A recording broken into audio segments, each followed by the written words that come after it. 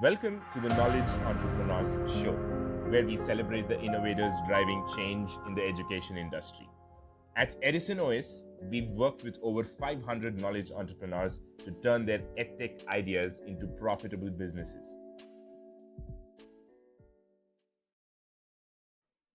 Hi, Nadia. Good morning. Welcome to the Knowledge Entrepreneurs Show. Thank you so much for taking your time out to be a part of the show here with me today. Good morning. Thank you for having me. It's my pleasure, Nadia. Nadia, before we get into the actual work that you do today, can you walk us through your journey up until the point, when you became involved with education and, what were the factors that led you to that path? That is a great question. So, I have always loved school and education. I've always loved academia, always been a great student. And at a very young age, I found safety and belonging in school, particularly coming from my teachers. So that was it's just a space where I felt like I belonged. And so when I got to time to go to college, I always knew somewhere within me that I wanted to work in education. But then I come from humble beginnings, and there's this myth that I now realize is not true. But it's that, well, teachers don't make enough money, et cetera. Now, do I think that we should pay teachers more? Yes. But teachers also make a pretty good living, right? And so because I come from humble beginnings, I kind of said, well, I can't go to college and spend all this money, et cetera, and go into a profession where I won't make enough money. So I ended up majoring in business. But just as life would have it, God, the universe, whatever your belief in higher being is, I found myself right back working with children. So I'm out of undergrad. I have a regular job, really. But I was like volunteering with the youth and for young kids, and it just brought me so much joy and passion. Now, at that time in my life, though, the fulfillment that I got from that wasn't enough to propel me into education. What had actually happened is that I had a first cousin of mine. He's a male. I am a black woman. I identify as a black woman. He was a black man. And we grew up pretty close. Went to the same high school, things like that. And he got involved with drug use. And he was not an addict. However, he tried a drug that triggered something in his heart. Basically, he bought bad drugs unknowingly. He's a very, very young man. And he ended up having open heart surgery at the age of about 25 or 26 years old. And that lasted, the new heart lasted for about a year, but then he ended up passing away shortly after that. And that was after having another very close relative of mine get sentenced to many years in jail. Just maybe 5 or 6, no, it was more than that. It was probably like 8 years before that. Another very close male relative of mine had been sentenced to jail. And keeping in mind, these are close family members that I grew up with. This is my family, this is my blood. And I was watching the way that their lives were turning out. And at that time, I saw the biggest concern around the males in my family. And I was at my cousin's funeral, and something hit me, and I said, I have to do more. Because I knew that I had finished undergrad at that time. I knew that I had changed the course of my life by going to undergrad. And I knew that I didn't experience the same threats anymore that they had experienced because I had that degree, because I was choosing to surround myself with different people. And I was so distraught and upset at his funeral that I said, I have to do more. And the next year, I was enrolled at Howard University to get my master's in education administration and policy. I know that you're filming from a different country, but Howard is a very well-known historically Black college here. And so I went for the top, and I got into that program, and I never looked back. So that was the trigger that got me to aggressively follow my passion. because I wanted to literally, I remember, even though my perspective now has evolved, at that time I was in my mid 20s and I said, I'm doing this because I want to keep as many Black men out of jail and out of the grave as possible. And that was where my mind was at that time. So that was the thing. Got it, Nadia. First of all, I'm sorry about the things that you've had to kind of experience. And I've got a lot of questions, but obviously this I'm going to stick to certain things on this platform, and maybe some other time, if you'd want to educate the audience this side about certain questions that I had, we can explore. Yeah, But sure. coming back to you said the way your thought process changed after these experiences. But Mhm. the things that you underwent, are a result of so many complex things, right? And, there are so many avenues from which you can probably impact these things, into a positive outcome. Mhm. So, how exactly did you think that probably education is that route to take for this? And yeah, your thought process behind Yeah. taking the route, this Ye- route. Yeah. Yeah, that's a great question because it gives me an opportunity to separate my life's calling versus the vehicle with which I use to achieve that. So I am called to be how can I say this? Um, a person that shows the path to higher levels of freedom for people that look like me, right? Education is a way to achieve a higher level of freedom. It's not the only way, and it's certainly not the only way that one should take, but it certainly can give one more opportunities and reach high. And I'm talking about mental freedom, financial freedom, social freedom, spiritual freedom, all of it. The more you educate yourself, the better. So education is the vehicle by which I do that, right? And it is, so that's what made me choose that because I knew that education was a way out for me, right? I wouldn't say in my 20s, I certainly didn't have a whole lot of, I wasn't like financially astute or capable, in any way. However, I knew that I had more opportunities for better jobs, for a better life because I had that degree. And so again, it brought me to a higher level of freedom. And so that's why education is the thing that I was pulled to. And even going back to even my childhood, I just always loved school. I think that was just not even deep for me. Like school can be fun. I love to read. I love learning new things. I'm still that way, and in my big old age, I still I still love to learn and read and things like that. So yeah, that's what I would say. Great.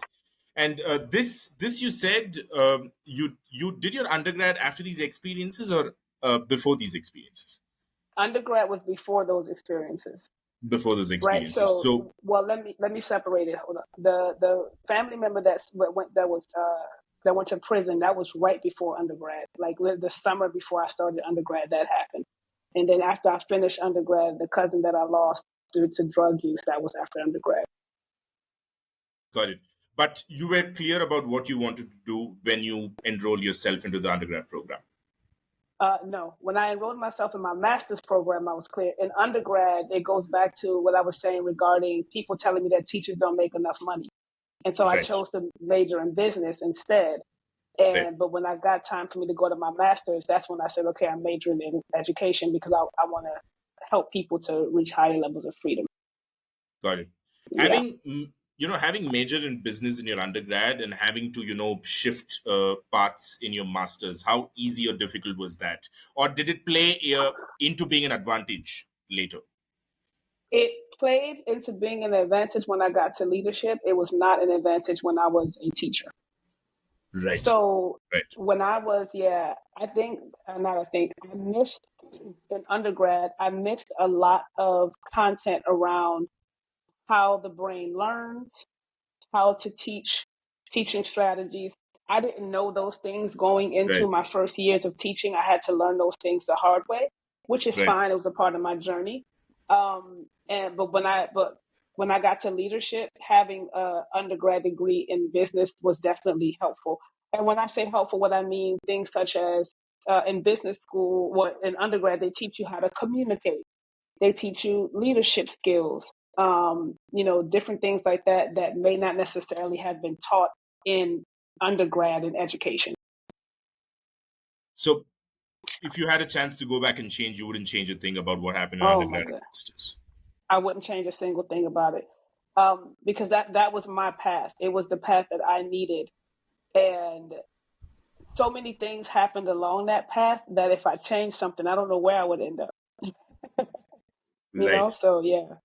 Some people even hate. They think this is as useless a question can get, asking somebody if you'd go back and change, because it's so unreal Yeah. and hypothetical, right? But then I just ask that question just to understand if, just to validate that. A lot of times it gets validated that, things happen in a way that is needed for that particular person. So, Yes. trusting the process and trusting one's journey is kind of part of the question. So, and you've again validated it, is how I, look at it. And Yeah. for people who are wondering what they're doing in their lives, these things kind of goes and reinforces that, they are on their journey, but, in some path which will kind of open up into clear ones as they go. So that's the reason I asked you that. Yeah, no problem. Now, you decide to, kind of change your thing into education and stuff like that. So how exactly did you intend to do that? Because it's in a high level, it's easier said than done, right? Yeah. When you actually get into it, was it that easy? Was it straightforward? What are the challenges you faced? Because even if you want to do good, people should be ready to receive the goodness that is also there. So how was that journey? Well, I would say that nothing about being in leadership has been easy. Right. Um, School leadership is an incredibly complex, um, uh, mentally and emotionally taxing job. It's something that I believe firmly that one should really be called. You should have a higher calling on your life to be able to serve in this capacity. It's not just a job that you can have. So that's one thing. The transition for me, it was only difficult from the technical aspects because I had to uh, take alternative routes to get certain certifications because I didn't have that undergrad degree in business. Right. I mean, education. So those things to meet the state requirements, that part was, had some challenges, but because my heart has always so much been for the work and been for children, it wasn't easy, but the difficulties was it was almost I guess it was a difficult road that I willingly walked because I Right. knew this is what I needed to be walking. So if I would if anything that I would say to my younger self, even thinking about your prior question around like if I would change anything, the only thing I would say to my younger self is follow your heart and your passion from the beginning. And don't be afraid to do that um, because of what society says and what people believe is going to happen. Just follow what you feel that you're being called to, and the road kind of paves itself. Right. Yeah. Got it. And, you know, when you set out to do what you wanted, there's one, where people think you have an audience to directly address and, make an impact, through the students Mm-hmm. themselves. And then there is a lot of work that goes in, behind the scenes, like, fundamentally changing policies and systems and rules. Yes. uh, and I know that you said you've been in the capacity of a teacher for a while and then you moved into leadership. So what's the kind of percentage, or what's the kind of split that impact that you've had? How much of that has been through interacting with students themselves directly, and how much has it been behind the scenes? Well, I would almost say it's 50-50. Oh, wow. I am very fortunate. Yeah, I'm very fortunate to have now turned around two schools or school districts. So when I say turnaround leader, I am a person who has gone into failing schools. When I say failing, what I mean is poor academic performance, Right, right, poor behavior from students, likely teachers are in the teaching staff is unstable, lacks structure, etc. right. That's how I would define a failing school. And so when I did that the first time, I went in, actually started there as a teacher at that school. The first year we went in for the turnaround. And then I became an assistant principal. And then I was the principal of that turnaround for about 4 years. Now, I would also say that none of this did I do by myself. I always had a team of people around me, whether I was working alongside of them or leading them. I couldn't have done any of this by myself. But that work, I would say, is 50-50 because you have to build relationships with kids. And particularly because I was a high school principal, there's no skirting around that. Kids, Right. and I don't do fear. Fear is not something that I believe a child should feel towards me. They should Yeah. respect me because I am, their elder, but they should never fear me. And so I think it's about the way that you carry yourself, the way that you show respect to the children. There can't be any judgment. People have to deal with their own biases because our biases keep us from authentically interacting with children. And that part of it, I would say, was a big part of the work that I did. But even, I would say equally, not even bigger, but behind the scenes was we also had to change adult culture, and that, how can I say this? Structure impacts behavior. Right. Systems impact behavior. So when a school or a district lacks structure, when it lacks systems, when it lacks policies, uh, the natural human response is for individual people to do what feels right to them when there's no policy. And so there was a lot of work done around establishing a strong adult culture as well as a strong student culture. See, the establishment of the adult cultures, people don't see that as often because when we're in schools, we talk about students because that's who we're here to serve, right? But that establishing a strong adult culture is just as significant, if not more significant. And I did that both, like I said, as a principal, but then I moved on to be an executive director of schools where I turned around a different district and I was managing principals at that point, working closely with the board, with the CEO, et cetera. And that was the same kind of mindset. How do we establish a strong adult culture? And some of that also trickles down. Got it, Nadia. Nadia, you said, your style wasn't working with students with, fear. You didn't want them to fear you, and that was not the route you wanted to take, and you wanted respect, Yeah. right? I mean, and you said a few things that you listed down as to respecting them, the way you carry yourself, and then, letting them deal with their biases in their own way. But when it comes down to execution on a day-to-day basis, it doesn't happen over a single day. It happens over a period Oh, of for days that sure. you build. Can you deep Hmm. dive a little bit into that? I think this is something that'd be really helpful for upcoming teachers or, who have to face students. And, commanding attention Mm. and respect it's sometimes not easy for a lot of people. Yeah, that's a great. So, do you want me to speak to that from the daily aspect of it from a student or when dealing with it for students? So, when No, I dealing with meant, students, oh, yeah, when you deal with them as a teacher or as a, stakeholder in the school, when you deal with the yes. students. So, being consistently present is, it goes a long way. When young people see this person is showing up for me every day, and every day they have the same expectation from me. When I've coached plenty of teachers and I've coached plenty of leaders. And one of the most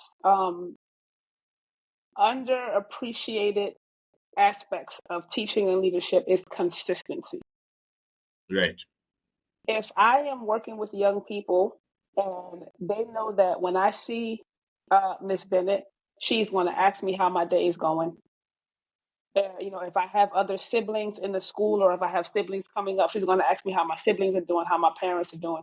If she knows that I like music, she might Right. ask, "What are you working on recently?" Right? And Right. in that same tone, if I am supposed to be somewhere and I am not in that place, I also know Miss Bennett is going to tell me you need to get to class on time, right? If I'm doing something that's not appropriate, I know that I'm also going to be corrected. And so when you can consistently pour positivity into young people, consistently build them up, when you do have to correct them, those corrections are very small and they barely notice it because you've built up enough relationship currency for them to understand this person cares about me. And so I'm just going to do what I have to do. So the biggest thing I always tell, have clear expectations for young people Right. and and put those expectations before them consistently, and then you have to follow through with those expectations consistently. Is that difficult? Absolutely. It's very hard because we're human and sometimes we don't feel like it. And Yeah. sometimes the students the classroom can feel overwhelming, and then you have expectations from your supervisor, but the children needed something different from you. All of that is true in this human nature. But if you could just be consistent, have clarity and consistency, Right. it's going to go a long way. And one thing that I love about schools is that often young people, excuse me, have siblings coming up behind them.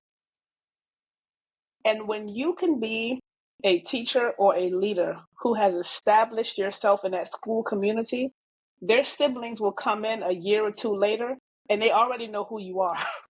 It's a Right. beautiful thing. They'll say, Right. "Okay, yeah, I know Miss Bennett. I know Miss Bennett don't play. I know Miss Bennett is this and that." And so you can't even fathom how far it'll go, how far your consistency can go if you Right. just do it. If you can maintain it. So yeah. The thing that you spoke about relationship currency, wow, that was like a mind blowing thing because it was great. Thank you for sharing that. Sure. When I was reading about your write up on your website, I came across a couple of short forms. Like ELA and DEI. These were the important metrics, so to say. And ELA is English Language and Arts. Am I correct, Nadia? Yes, that's correct. And it was mentioned as a highlight that the ELA scores went up in the school that you turned around. Hmm. My question is, was why specifically ELA? Why wasn't it better previously, and why did it improve? And why is that particular thing measured as a very important thing? Why not other subjects? Yeah, that's a great question. So that's that's a national expectation here. Students across the nation are tested yearly on ELA and math. English language arts and math are the two most important, and then right after that is science. Right. And so oftentimes schools are ELA and math are considered like priority subjects. Right. Even though well, let's just leave it there. They consider priority subjects. And so as a teacher and as a school leader, those are the subject areas that you find yourself kind of pouring into the most. And I was able to double ELA scores again with a team of people, not only in the first district that I turned around. I did that as an assistant principal as well as a principal. And then I went to another district where I was the executive director and I doubled ELA scores as well. I'll speak to the second district where I did that first. Well, I'll speak to that one. I'll give that one an example. So what had happened in that particular place is that started off fairly strong. The schools, it's a multiple schools, and then they had some rough years that could be contributed to poor teacher retention. It could be contributed to poor leadership. It could be some multitude of things. I wasn't there. I'm only speaking to what I was told prior to that. But either way, ELA and math scores had really tanked. It was not good. And that district happened to be in the state of New Jersey. And New Jersey does not have a lot of, they don't give a lot of grace to charter organizations. And so it was basically like, if this, if these schools don't get it together, we're going to come in and we're going to shut it down or put on probation, et cetera, whichever the next step would have been. And Right. so I was in Pennsylvania, and they did a national search, and they recruited me and brought me, I made the choice to come here to New Jersey to support with that. And the way that we were able to, and I said double on my website, but for some grades it actually tripled. Every subject area from 3 to 9 increased. Some triple, some double. And the way we were able to do that is, it goes back to kind of what I was saying earlier. I went into this district, and my first year as a leader there, I non-renewed 22 people. Yes, 22 Wow. people, because they had been underperforming for many years.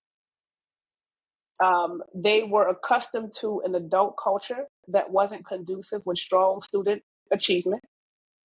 And there was an unwillingness to shift their mindset and their skill set. I always 100% give people an opportunity to improve with coaching. That's why I'm so big on teacher coaching and leader coaching. Everybody will have an opportunity to improve. I don't believe in just going into a place and, cleaning house. That's not what I believe. But if I have given you a school year to receive coaching, some people will coach more than one time to receive the support, etc., and we've seen no improvement. Well, at that time, I'm not going to put the children's education. I'm not going to prioritize you having a job over the children receiving a good education. I just cannot do that. And so, again, that adult culture piece, I also had to work with the team to implement a lot of leadership development and teacher coaching. So in that particular district, when I arrived, they did not have a formal teacher coaching program. So when I say formal teacher coaching, what I mean is there is a clear structure of exactly who gets coached every year, how many people, what they're being coached on, who their coach is, etc. It's an 8 to 12 week period of coaching. They have clear goals to meet those coachings. The leaders are in the classrooms twice a week, and then they're also debriefing with them. They're practicing with them. They're teaching them strategies, etc. And they did not have that when I arrived. So I actually brought a formal teacher coaching program to that district. And then I was the leader there that managed it. And so I ended up training all the leaders in the organization, not just the ones at my campuses, but all the leaders in the organization on how to formally coach teachers. That in addition to very in-depth data analysis. So we did interim assessments where we were able to see how many young people were on pace to meet the standard. And if they were not on pace, what can we do to support them to get them there? We looked at that data on, I would say, every 6 to 8 weeks. We looked at that data to see kind of where we were, how we were making improvements, and if we need to move young people around to get them more support or less support, etc. We did after school tutoring. We did tons of things, and that stuff costs money too. I want to make sure that that's clear. Like I had to find money in the budget. At that time, it wasn't too hard because the pandemic had come and there was money being given to schools for this particular thing. So, putting a lot of money towards tutoring and making sure that young people have what they need. And then we get to the student culture of the aspects of, these are the expectations when we're teaching. This is what we know that you can do, and this is the expectation I'm going to have and I'm going to hold for you, right? I say this to many schools because I'm supporting schools nationally now. People rise to the occasion. They rise to the expectation when you have a high expectation for them. Unfortunately, because we live in a world and in a country that has a history of racism, for Black and brown children, the expectation for them is often not very high. And that people underestimate how much that impacts a young person's of color's ability to achieve high if how can I say this? If I walk into a classroom and my white peer, I could be any grade, my white peer, there is an automatic mental expectation that the white student is going to do well. That teacher is going to subconsciously hold that young person to a high standard and expect them to perform well in their classroom, so much so that if they do not do well, it will be a surprise. They'll be shocked. A brown person can walk into a classroom and that same subconscious belief exists, but it's the opposite. I expect that you're not going to do well, Right. right? Right. And so that expectation plays out in my interactions with you. And the same thing happens so Yeah. that if a brown child does well, teachers are shocked. I'm never shocked when black and brown children do well because I'm Right. black and I know how superb I can be academically, right? So I'm never, and because I've worked on my biases and I know and I understand biases and implicit biases and subconscious, etc. Those are the kinds of things that have to be addressed because if you expected the same thing from children, most times, if there are no outside factors such as a learning disability, etc., taking those things out of this particular scenario, they will rise to the occasion. Right. Nadia, just going a little back, you spoke about when you joined the school, you did 22 non-renewals, right? Yeah. And that is, I understand that as soon as you take charge. Now, there is a certain thing, when you're replacing a leadership role, when you're replacing someone in a leadership role, uh, the person who was in charge of the overall stuff would have probably been the main reason for whatever was unfolding there. So did you not consider, probably telling, whatever happened in the past may have been due to different reasons. Now this is what I'm expecting from you.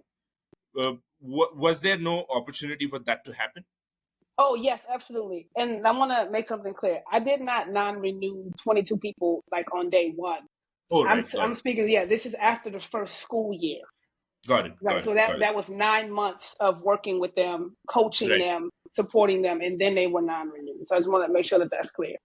But got it. in regards to, I think what you just spoke to is me taking an opportunity to reset expectations. Yeah, yeah. And yes, that absolutely happened multiple times. And that also giving them an opportunity to get to know me because Right. I'm a new supervisor and I have different Yeah, expectations and I'm gonna, yeah. and they have that right because change can be difficult and it can be scary for people. And Yeah. so um, it takes a level of emotional intelligence to understand how to empathize with the fact that people are just gonna have some natural fears that are gonna come up when there's a new person that's supervising them. So let me address those fears by showing them a little bit of who I am, having some transparency, and also being clear, excuse me, about the things that I expect from them Right. so that there's no misunderstanding. And so I did that, but then also I have to train my principals to do that. I have to train the other school leaders to do that. So there's Right. absolutely, and all of that goes into the building and resetting of adult culture. Right. Yeah, for sure. Nadia, you spoke about adult culture and you also laid out, the best practices, so to say, when you kind of, led by example by doing certain things. I'm going to ask you, what are those negative, undesired things just to reinforce more the positives, right? Sometimes. So if you can briefly walk us through, what were those negative things that was actually ongoing that you had to change? Um, I want to speak carefully here, um, as Sure. to avoid speaking negatively about anyone else's leadership because that's never my desire. Right. But there can be an adult culture where I would say the number one thing is teachers not being supported. So supporting a teacher looks like being in their class on a regular basis, just to get very detailed, maybe helping them write lesson plans, coaching them in the classroom, helping them to figure out the best way to deliver content, doing their like formal observations or informal observations, or just being a shoulder sometimes, because teaching is very difficult and people just need a safe space to release, right? There was not a lot of that, and that's actually one of the number one reasons that teachers leave the profession is because of lack of support. Right. So when I'm speaking, that aspect of adult culture is coming from the leadership team. When the leaders are not supporting the teachers, you're going to end up with that result. And so when teachers don't feel supported by their leaders, when they don't feel like someone is helping them, it's less likely that they're going to give their best selves to children. Right. You will find teachers who are going to do their best no matter if they're being supported, no matter if the leaders show up, they're just going to be amazing no matter what. Unfortunately, that's a small number of people. That's not the majority. Right. Most people need that adult support. They need to know that their leaders value them. They need to know that their leaders will support them to become better, etc. And then also when you have a space of no accountability.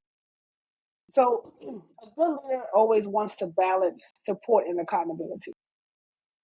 I just spoke to all the support things, but at the same time, I'm your supervisor and I need to hold you accountable. So when there's no accountability, teachers will walk into the school 10 minutes late.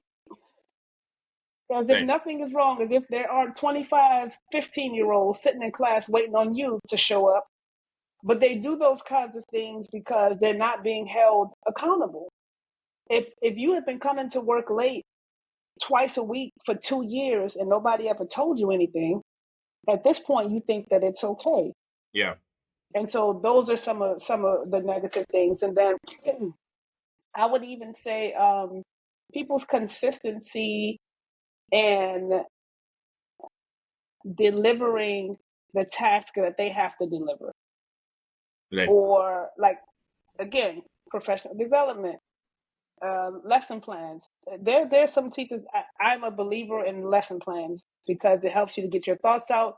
You can work out the end task that the young people are supposed to complete. If the teacher works through that metacognitive process before teaching it to the children, they'll likely be able to support more children when they're in the moment.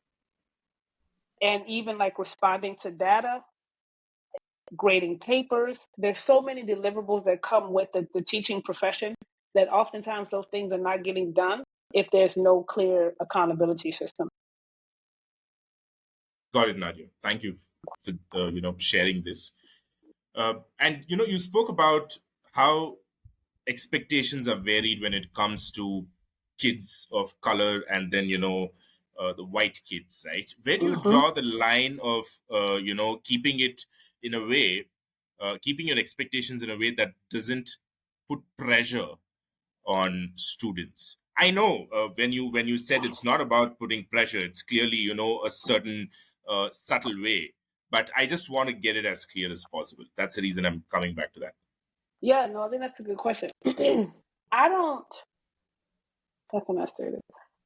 I am of the opinion, this is not research based, this is just my opinion. I am of the opinion that pressure to perform academically comes from parents and society more than it comes from teachers.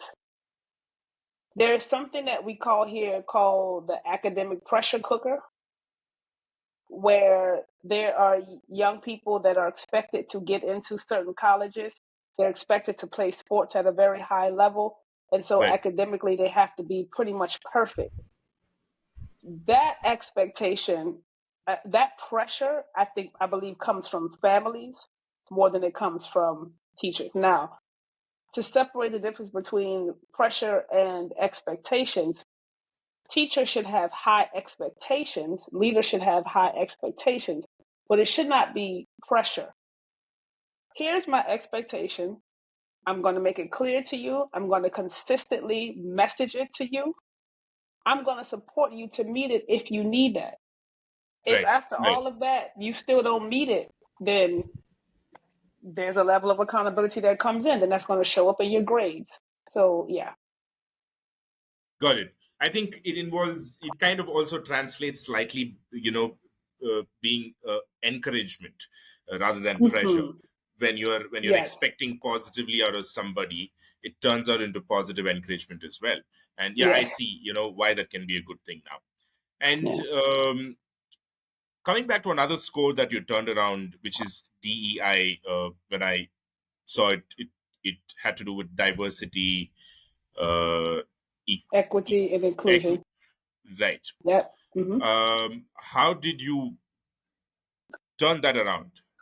Yeah. So it's tied into what we were just mentioning around the expectation piece. So I have always worked in districts where the majority of young people were people of color, whether they identify as Black, Latinx, whichever they were majority of Latin of color, people of color.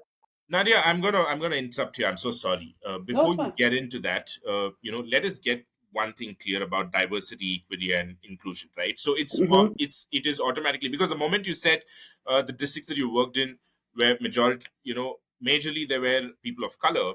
Because the Hmm. moment diversity comes into play, people assume that, oh, okay, there are only white kids present because the majority is kind of white, and then you are doing the diversity by bringing on more colored people, right? So I don't think that was the case in yours. It was different. Yeah. So diversity. That is correct. When I said the majority of districts that I said were people of color, I was talking about the student population. Right, right, So that, yeah, the majority of the students were people of color. right, That does not mean that the majority of the teaching staff or the leadership staff were people of color, right? right, And right, right, so right, that's where the diversity aspect should come in, and that students benefit from having representation before them every single day. right, right. And so I've gone into districts where, and now with my consulting company, I support districts where they're 50 to 60% of the young people are people of color, but the teaching staff is 100% white. Got it. There are, um, that picture perpetuates an age old lie that white people are more intelligent than people of color. Yeah, Which it's just an age old lie, right? And so if I am a young person of color and all of my teachers are white throughout my career, what that says to me is that the smart people are the white people. When in reality, what's happening is that there are not systems, there are not enough systems set up for young people to have a more diverse group of teachers or leaders in front of them. And so a part of what I believe this generation is called to is bringing that diversity into the school so that students can see in a rainbow. Like everybody should be represented. And so that's where the diversity aspect of it would come in regards to that work. So the way that I've worked on diversity, equity, and inclusion is that I've always been someone that's very passionate about race, because I understood from a very young age that something at 8 years old, I would have described it as something's just not right. right, Things seemed very imbalanced to me. right. Why is this happening? Why is it that when I turn on the TV, I only see people that look like me doing certain things that are often negative, yet I see white people doing things that are often positive? Why do they only always show me certain pictures of Africa when I have been to Africa at this point in my life and it looks nothing like what I saw on TV my entire life growing up? Why is that so many black people are in jail? Why, like, there's something, it can't just be that everybody that looks like me is making this choice. And I understood that from a very young age. So I as I grew and got into my passion, I understood systemic racism much more. Right. I understood the barriers that are intentionally set up to maintain this hierarchy. Right. This false hierarchy, this false white superiority and false black inferiority. And so that's always been a part of my work. Anybody will tell you, anybody that has worked with me, whether they were my supervisor or I was their supervisor or a peer, you're not going to go too long working in the school with Nadia Bennett and not talk about race, because our children deserve that. Our children deserve an advocate for them at the table making decisions and saying, it's a problem that the decision makers in this district, none of them look like our children. Right. And Right. I've always been very passionate about saying that. I've always been passionate about bringing that to the light in the schools where I've served. And so it's just always been a part of my work. And so I did that in both districts, whether I was the person providing the professional development around diversity, anti-racism is really the work that I do now, or whether I just always, which is always a part of my work. Everything from reading books together to bringing in guests to do the professional development. It's a part of the work. I don't know how you could be an educator today and not be having those conversations. Got it, Nadia. Nadia, so far, whatever you've described is in total alignment with what you set out to do when you worked, behind systems that was impacting larger groups, right? That was responsible for, bigger groups, the way they turned out and outcomes. So, what exactly happened when you decided to transition from, working in these places to going on your own?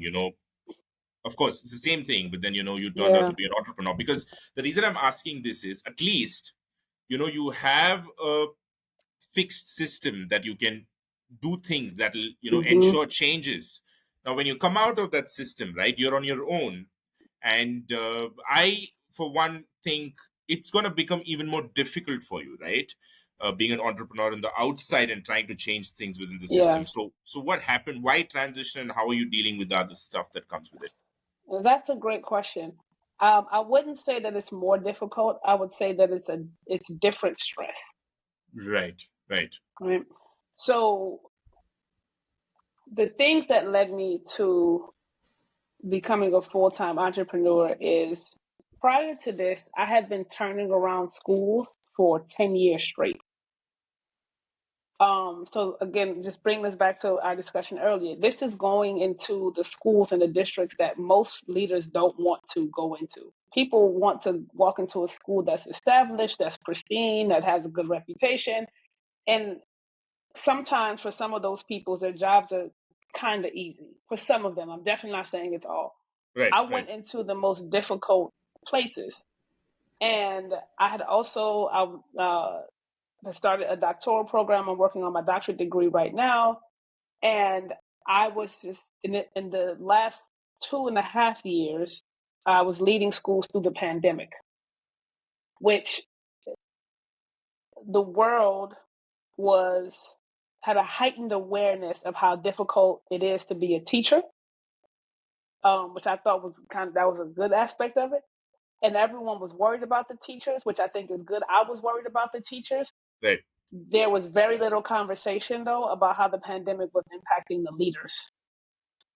Having to be, again, at that time, I was an executive director. I was the decision maker about when to close schools. Wow. Okay. So my job became not only supporting the school leaders, the students, but also watching COVID numbers every day, trying to decide when we should open the doors, when we should not. You have parents that are terrified to send their children to school, so I'm still managing attendance, and I still have the expectation of meeting certain academic standards. You know, I was tired. Right. I was tired. That's how it started. I was tired, and I said, I'm just not going to work for a little while, and I'm going to just allow myself to renew, rejuvenate, and then I'll come back into the work. And then when I got out of the work, two things began to happen. Number one, I realized the extent to which I never felt psychologically safe as Mm. a double marginalized person in education. So when I say double marginalized, like women experience sexism in the workplace and leadership. That is fact. Right. People of color experience racism. That is fact. Right. I experience both, right? Year after year after year after year. Some of it unintentional and just people just not being aware. Some of it was very intentional because some people would prefer not have a Black woman lead them. And so that created a certain sense of, like I said, lack of psychological safety. Right. The thing that helped me to do it all those years was my skill set and my intelligence could not be denied. Right. And I don't say that with any kind of arrogance. I say that with confidence because I know that I know what I know.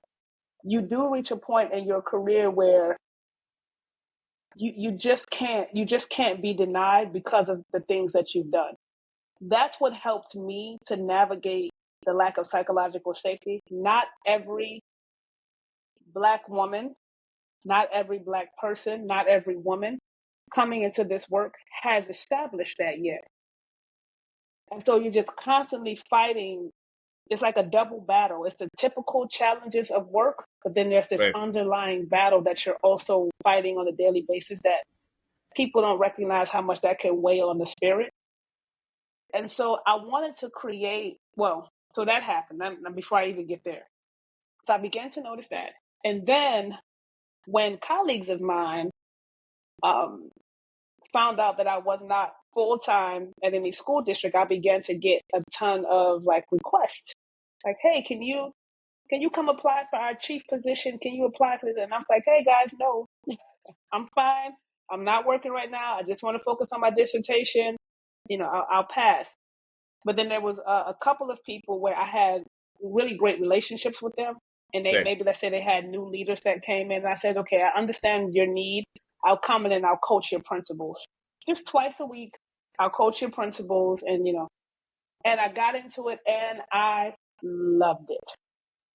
When I tell you I loved it, because for the first time in my life, I could do the things that I love most in education without carrying the weight of the whole school.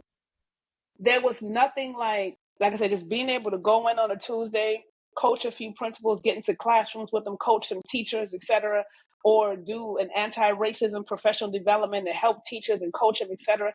And then when I go home, I go home. Right? And I don't have to worry about all the things that I always had to worry about. And when I saw it, almost like entrepreneurship brought the joy back into the profession for me, because if I'm being honest, those couple of years of COVID, it stripped some of that joy away. I was still doing the work, but it was so hard. It was so taxing. And going out on my own, I began to feel that passion again. And I was like, oh yeah, I'm not leaving this. I was like, I have to give this to the world. And so I decided to do it full time, and it's been an incredible experience.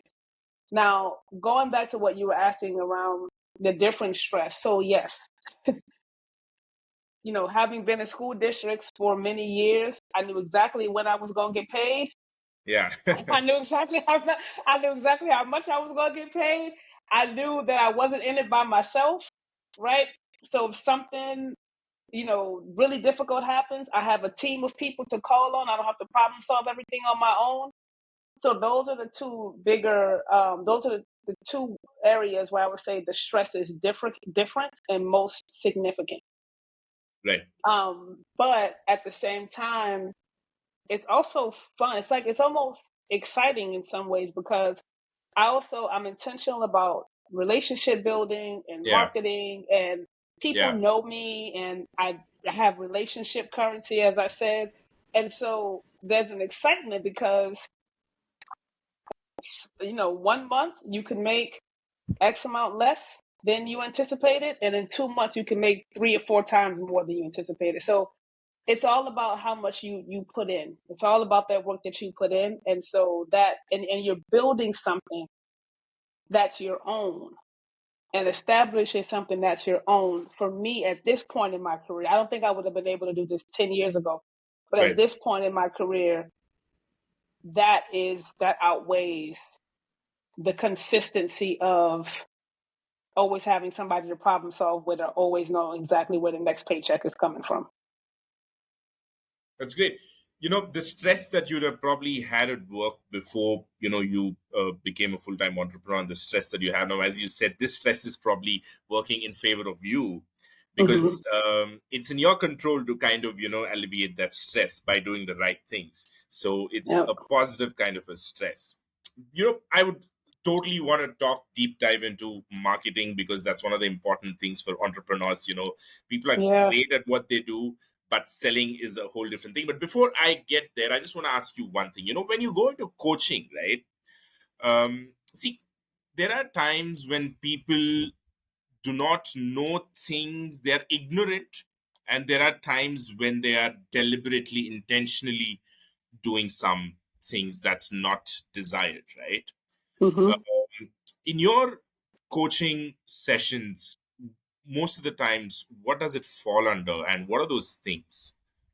Yeah, that's a great question. I call that a skill versus a will issue, right? So this individual that I'm working with, do they lack the skills to Right, get this done, or do they lack the will to get it done? What are some of the things? I would say for leaders, I would say time management. Time management is actually really difficult for leaders. I think that people don't realize that because when you are a teacher, people tell you exactly what time to arrive, exactly which classes you teach, what time the classes begin, what time the classes end, and you know what time you get to go home. There's a right, clear structure. When you right, go into leadership, that doesn't exist anymore. You have to create your own schedule. And the most important thing for someone transitioning from teaching to leadership is your instructional knowledge. How good of a teacher were you, and can you teach other people to be good teachers? If right, you have that and you have good leadership values, you can probably become a leader in a school.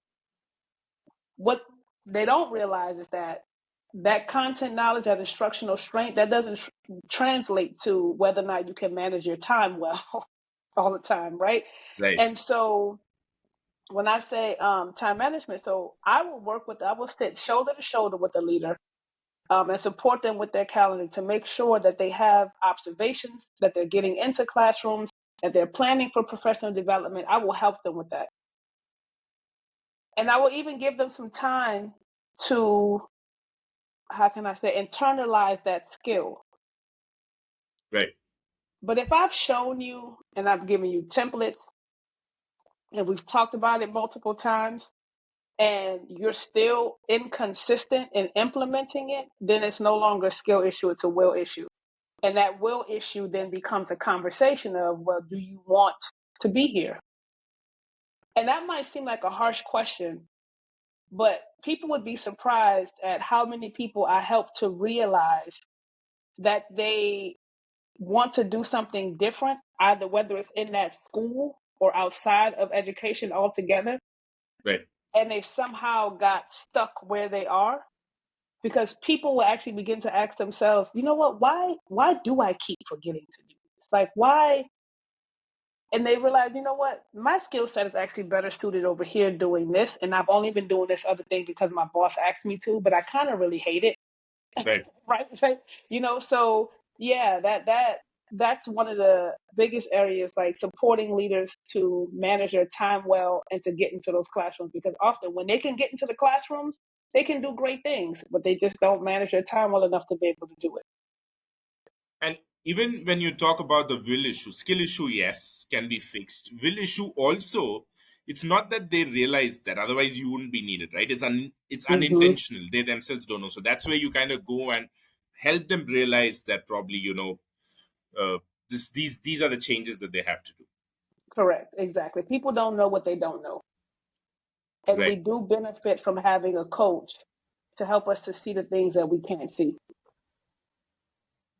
Great. And when you were also talking about time management, can we also say it's about, because leaders are, they can have their calendars full if they want to, but it also boils down to prioritizing, right? They have to let go of certain things, uh, and making those choices. I believe, is also probably, I you're using your agree. experience in the past to kind of help them. Okay, these are the things you Hmm. can probably ignore, and these are the things that you got to focus. Yeah. One of my supervisors years ago, he knows who he is if he ever hears this podcast. Hello to you. He said to me, he said, I was an assistant principal. No, I was a principal. I don't know. I don't remember. I was in leadership in some way. And he Right, said to me, um, someone should always be able to look at your calendar and see what your priorities are. right, So basically, don't tell me that getting into classrooms is a priority for you. But when I look at your calendar, all I see reflected is lunch duty and, after school sports. Because if it's not on your calendar, it's not a priority. So that's right, number one. And I do share that with a lot of leaders. But then I think also leaders have to decide what are the things that they have to get an A on and what are the things they can take a C on. So once a leader can decide, because leaders do have very, very big jobs. They have very big, very complicated jobs. I don't want to overlook that. Being a school leader is very hard. So you have to prioritize. You have to decide, okay, this week, this month, whichever, I have to get an A on data analysis and how we're responding to that. I can't not get an A on that this month. right, So what does that mean? That means in order for me to spend more time over here, I have to decide where I'm not going to spend time. right. And those areas where I'm not going to spend time with the things I'm saying ahead of time, I'm going to take a C on this month or this quarter, but I'm going to get an A plus over here where it really matters. And that is another thing that I help leaders through as well. Great. Nadia, now coming into the business aspect of your entrepreneurship, right? I mean, getting yourself the kind of revenue through sales and marketing and stuff. Of course, now whatever has happened in the past, unintentional, you didn't do anything thinking 10 years down the line, what, I'm going to become an entrepreneur and therefore I need to do these things. That was not the case. So let's Yeah. leave that. That's not in your control anymore. But given the kind of work you've done, the kind of relationship currency that you have, and Mm-hmm. all that good things, despite all of that, or in spite of all of that, what are still the things that you need to do? There's no compromise. It's a non-negotiable thing for you to do to get more business. I have to stay visible in as many ways as possible. Right, Visibility is going to conferences. It is joining um, groups, professional spaces where other people that have my same skill set, my same degrees, where I can meet more of them. right, Being visible is social media. It is podcasts. It is anything that makes sure that the public knows I offer these services. I'm incredibly skilled and talented at what I do, and that just keep pushing that information out there. I would venture to say that sales is not. I've heard somebody say this, and but I've heard sales is dead. I don't sell anything, to be honest. Like I don't. I have not had to. I have requested one-to-one meetings.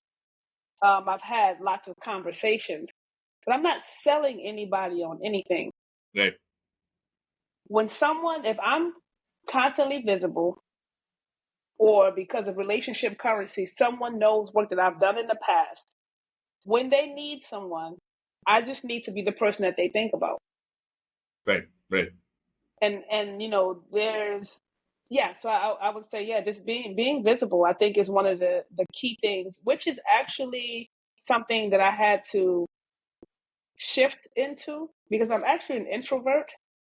And I okay, would actually, yeah, I love to read, and I FOMO has never been a thing for me. I will happily like sit on my couch and read a book, and but coming into this world, I've very quickly realized how important that is, and so yeah, I've had to almost become a different version or a more evolved version of myself in order to make sure that I'm visible.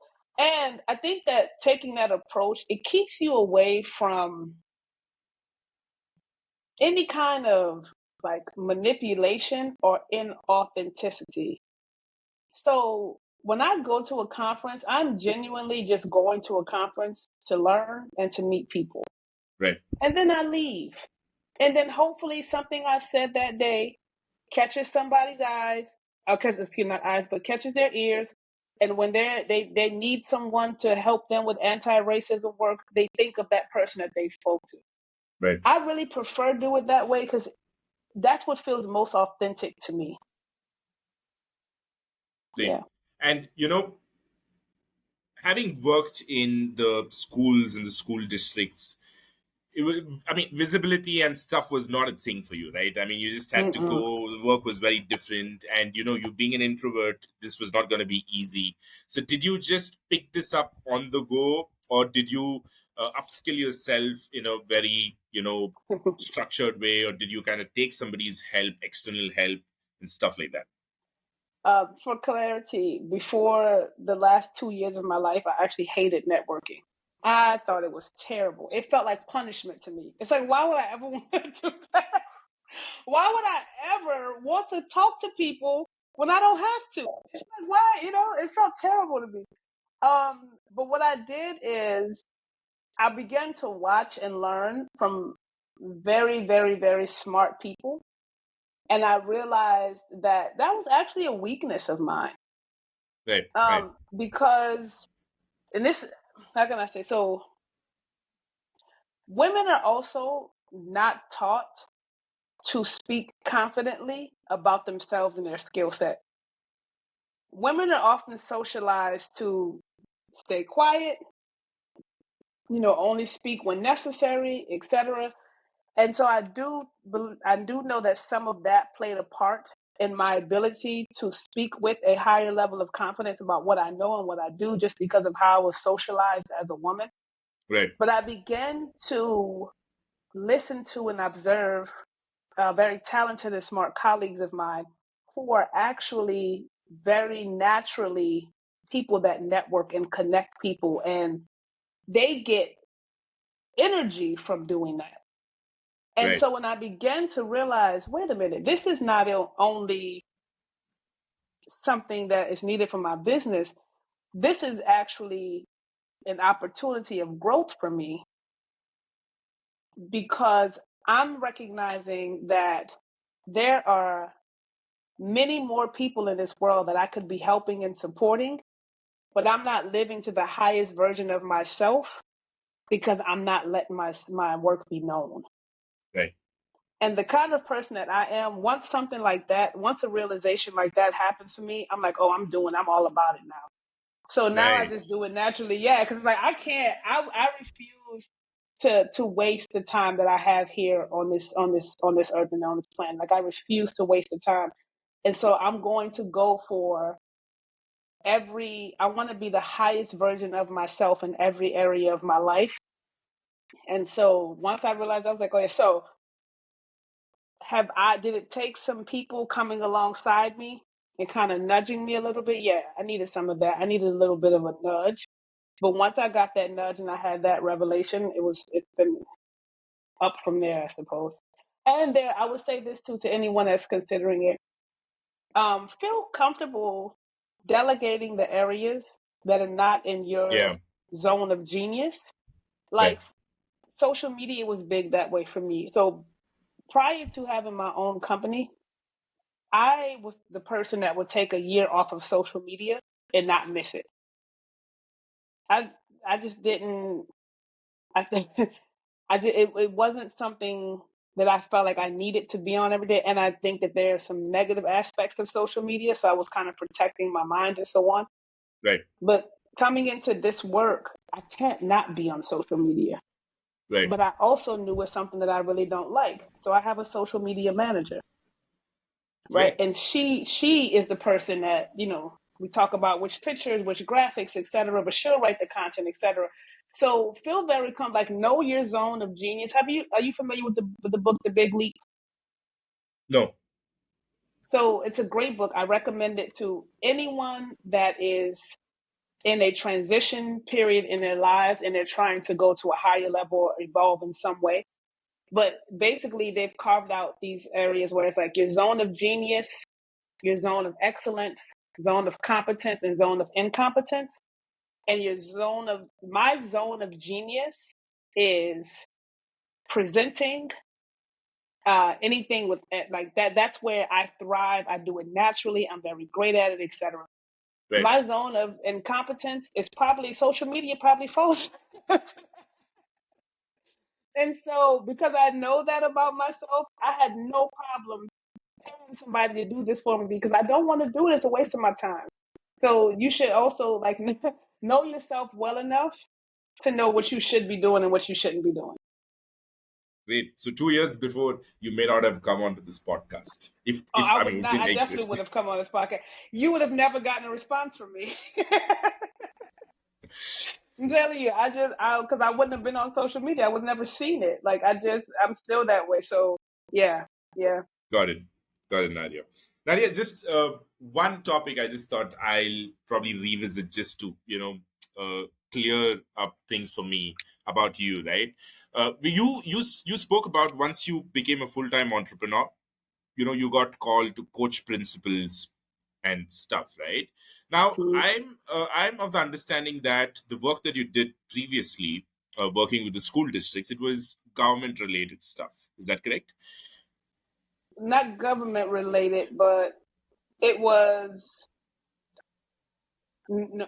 So the government wasn't involved. It was more the school leader. Okay. So the way that the school system is set up here, I really just had to work with either the principal, the superintendent, regional director, executive director, whoever the person in charge is, and then I would Got be it. coaching their leaders. Yeah.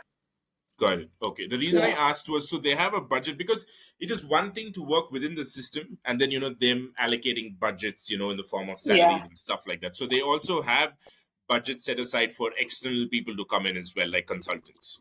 Yeah. So every school has a budget. Every district has a budget that encompasses the budget of all those schools. The Right. money comes in via the students. So the state, nationally, there's a certain amount of money that's allocated for each child's education. That just comes with getting a public education in America. Depending upon where you're located, that the money could be higher, lower, etc.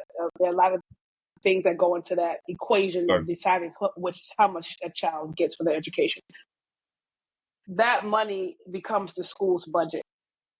Right. And so really my work was just with whomever a financial decision maker was. So principals can make decisions on how to spend money in the budget, superintendents, executive directors, etc. Anybody in that level and above, they decide how the money is spent. And what my service is, it comes from the professional development line. The schools do have a line where they put a certain amount of money towards professional development for themselves, from their teachers every year. And people there is some flexibility on how to move money around. So that's not an uncommon thing that schools will have, X amount of funds, Right.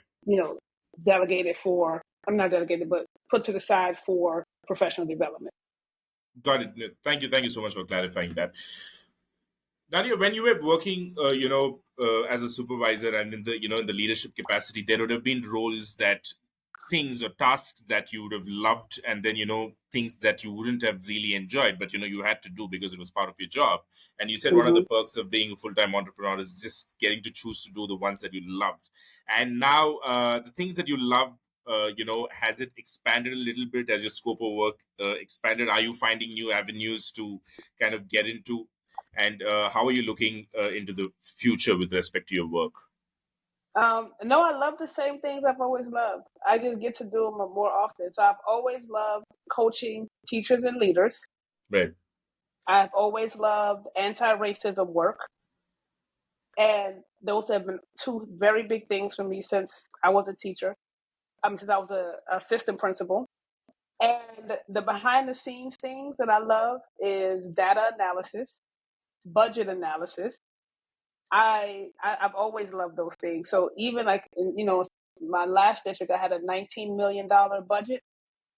I loved getting into that $19 million budget. Like I wanted to go line by line. I met with our business office every month. I'm going line by line. I want to know exactly where funds are going. I'm moving money around, etc. And before that, as a principal, I think I had an $8 million budget. Same thing. So I've always loved that analysis and budget management, etc. And so now I just get to do it, by myself and for my company. So I still love, which I think that's a beautiful thing because it validates that we come into this world with certain things that just that we're drawn to and that give us life and fulfill us and can just be so inspiring. Right. And those things have not changed for me. It's the same stuff, and the stuff that I didn't like I still don't like. It's just that now I get to delegate them out and I don't have to do it all. Great. And probably, my concluding question would be, you're doing something that you love, for a fact that you're amazing at, and, you have data to back up that, you've done great job. Now, do you wonder, how can I kind of scale this up? How can I reach out, you just go big and not, Yes. is that there? And, what are your plans to get there, and touch a larger Yeah. amount of people in a short time? Yes, I do. I do have a plan for scaling the company over the next 2 to 5 years. Right. And so scaling the company is really going to be a way for me to slowly take myself out of the work. And so I'm establishing the right frameworks, the right policies, the right procedures, the right content for the company and what I deliver to schools. And then once I establish that content, then it's a matter of, well, now that we have an established structure and a framework of this is exactly what we offer, now the efficiency increases greatly. Right. Right. And I can offer it to as many people as I have the capacity to offer it to. And then from there, it's just hiring more people, training people Training. Yeah. to training people to do the work, to, well, first of all, observe me, I model the work, and then they go on and they do the work. And so that grows the business, scales the business, and then I can slowly back my way out of it. Awesome. Nadia, it's been an amazing conversation. So much of learning and so much of value is what I think I've kind of been exposed to in the last hour and a half. Thank you so much. I'm really grateful for your time here. Yeah, I hope I'll see you another time when you probably expand it a little bit more. Thank you very much. This was a great conversation. I thank you for reaching out to me, and it was good.